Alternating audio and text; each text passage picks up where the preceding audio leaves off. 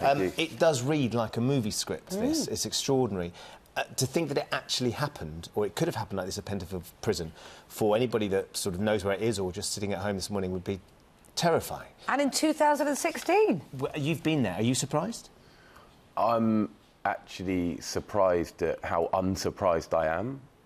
It feels kind of predictable. It feels like anything could happen in the prison system at the moment. Explain why you think it's not a surprise at Pentonville that two inmates could get diamond cutters, cut through bars, shimmy down the outside of the walls, the whole time fooling prison guards into not realising anything was going on. I mean, this is an extreme case. I work with angle grinders in my job, and they let off sparks like a Catherine wheel, and they're so noisy that you need to put ear protectors on. To think that someone could do this for half an hour and go unnoticed is taking it to an extreme. But how have they done it then, do you think? How have they got away with it? If you go to the road that runs alongside HMP Pentonville up in North London, you'll see a massive gaping hole in the netting that's designed to stop people from throwing drugs or phones or, in this case, angle grinders over the fence.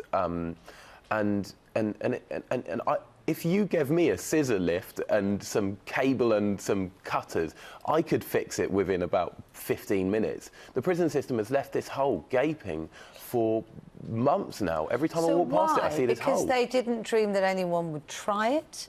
Because they had sort of more modern security that they thought meant that the traditional barbed wire netting was no longer needed? I think it's a simple case of underfunding, and all of these problems are entirely predictable.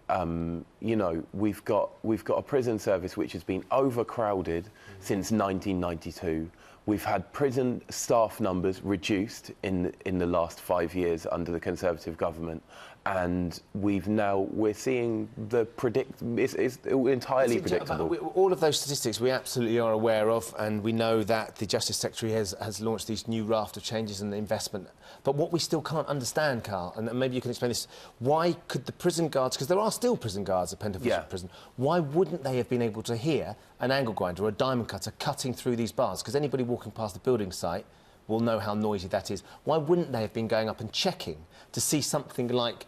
Why would no one have seen them shimmying down the outside of the... Before they even get to the hole in the fence that you're talking about, why would no one see them shimmying down the side of the prison? Are there not cameras keeping an eye on these things? I think it's, like I said, it's a case of underinvestment, because if you so simply not enough staff making not enough patrols, if you put the money in, if you invest in, like if you train the staff and you have the modern equipment, then all of this stuff, you've got people in a secure environment, a massive wall. You can help them get rid of their problems, get clean of heroin or their drug addiction. You can help them get educated. You can help them to return to society as better people.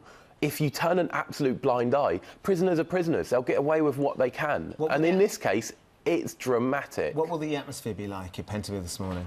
I think the atmosphere will be electric. People will be on, you know, you're always happy to see people get released, whether it's through the front door in a legitimate manner or over the fence in a rather dramatic manner.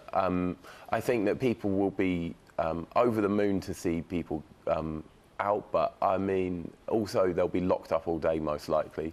So it's going to have an impact on the prison inmates now, because they're going to try and work out how on earth it's Yeah, happened. definitely. And I think the bigger impact that we need to worry about, rather than just, you know, the way inmates will be feeling today, is that they're trying to shut down these prisons and move them out to the middle of nowhere. And this isn't good for our communities. You know, it's hard for people to understand when you're in prison, being in proximity to your friends and your family. It's so important. And if you have a problem with a building, you don't, you know, if your window's smashed and your cat escapes on the road, which is essentially what's happened, you don't say, oh, I'm selling my house and I'm moving to Durham, 100 miles away from my family. And it's the same for the prison estate. They need to invest in the building, they need to invest in quality staff, they need to retain those staff. And they need to do this not for the sake of prisoners. This is not what I'm arguing for. I'm saying that when people are released as better people, it helps society and it helps the law-abiding members. OK, Carl, thanks for joining us this morning. That's Carl Cattermole, a former inmate of Pentonville Prison, where two prisoners have managed to escape overnight. And are still on the run. Still on the run.